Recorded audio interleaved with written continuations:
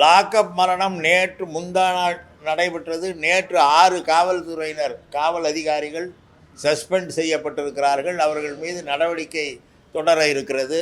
ஆனால் தூத்துக்குடியில் சுற்றுச்சூழல் பாதுகாப்பை எதிர்த்து 100 நாள் போராடி வந்த மக்களிடையே 12 பேரை துப்பாக்கியால் சுட்டு கொன்ற எடப்பாடி அரசு அதன் முதலமைச்சரை கேட்ட பொழுது, நான் தொலைக்காட்சியை பார்த்து தான் அந்த துப்பாக்கி சூட்டையே தெரிந்து கொண்டேன் என்று சொன்னார். அத்தகைய முதலமைச்சர் இன்று எங்களை பார்த்து லாக்அப் மரணம் நடந்துவிட்டது என்கிறார். அந்த குற்றவாளிகள் யாராக இருந்தாலும் அந்த குற்றத்தில் உண்மை இருந்தால் அவர்கள் மீது நடவடிக்கை எடுக்கப்படும் என்பதை தொடர்ந்து திமுக அரசு, நம்முடைய தமிழக காவல்துறையும் அந்த நடவடிக்கைகளை மேற்கொண்டு வருகிறது. எதையும் விட்டுவிடவில்லை. ஆனால் இன்றைக்கும் அந்த 12 பேரை கொன்றவர்கள் யார் என்பது தெரியவில்லை. அதற்கு பிறகு 2 பேரை கொண்டவர்கள் யார் என்றும் தெரியவில்லை. அதிமுக தலைவி யாரால் எடப்பாடி பழனிசாமி முதலமைச்சராக வந்தாரோ அவருடைய கொடநாடு இல்லத்தையே புகுந்து அங்கே ஒருவரை கொலை செய்துவிட்டு அங்குள்ள பொருள்களை எல்லாம் தூக்கி சென்றவர்கள் யார் என்பதும் இதுவரை தெரியவில்லை. இதுதான் அதிமுக எடப்பாடி அரசுக்கும் திமுக அரசுக்கும் உள்ள வேறுபாடு. உடனடியாக திமுக அரசு நடவடிக்கைகளை மேற்கொண்டு வருகிறது. நடவடிக்கை எடுத்தாலும் 24 அப்படின்றது ஒரு ஐஎஸ் நம்பர் இல்லையா சார்? 4 இடத்துல ஒரு 24 பேர் லாக்அப்ல இறக்குறாங்க. ஒரு ஆர்டிஐ சொல்லுது 300க்கும் மேற்பட்டவருடைய கைகள் மற்றும் கால்கள் வந்து போலீஸ் ஸ்டேஷன்ல உடைக்கப்பட்டிருக்காங்க 4 ஆண்டுகள். இது வந்து ஒரு ரொம்ப பெரிய இதற்கு முன்னாலே உள்ள அந்த கணக்கு யாருக்கு தெரியும்? அதிமுக ஆட்சி காலத்தில் என்ன நடந்தது என்ற கணக்கு யாருக்கு தெரியும்?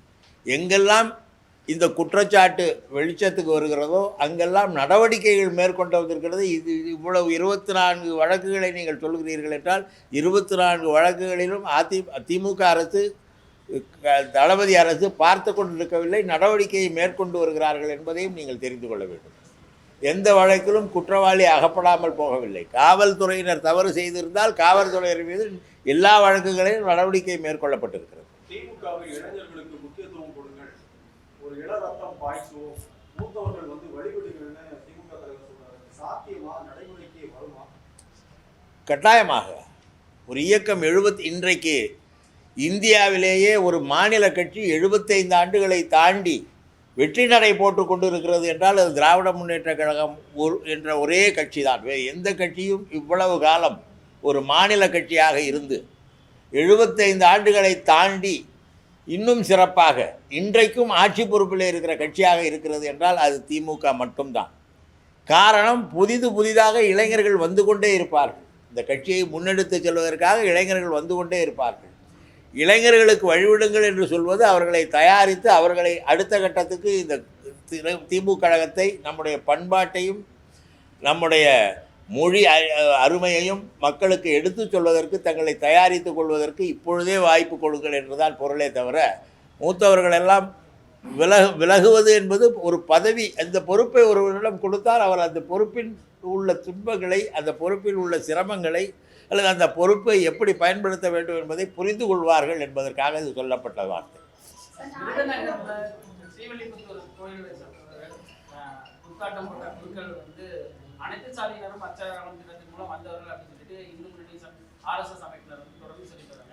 அதை மறுத்து அமைச்சர் சொல்லிவிட்டார். அப்படி கிடையாது, அவர்கள் இது போன்ற வந்தவர்கள் அந்த கோயிலில் அப்படி செய்ய முடியாது.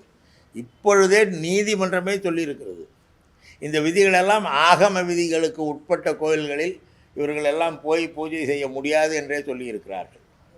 எனவே எவ்வளவு பேர் இதை செய்திருக்கிறார்கள், எவ்வளவு பேர் மற்றவர்கள் பார்ப்பனர் அல்லாத மக்கள் போய் பூஜை செய்கிறார்கள் என்று எந்த கோயில்களில் செய்கிறார்கள் என்பதெல்லாம் கணக்கு பார்த்தால் அதில் 3 பேரிலே ஒருவரை தான் சொல்கிறார்கள். மற்ற 2 பேர் யார்? காலங்காலமாக பூஜை செய்து வருபவர்கள் தானே. அந்த ஒருவரும் இல்லை என்று அரசாங்கமே மறுத்து சொல்லிவிட்டது.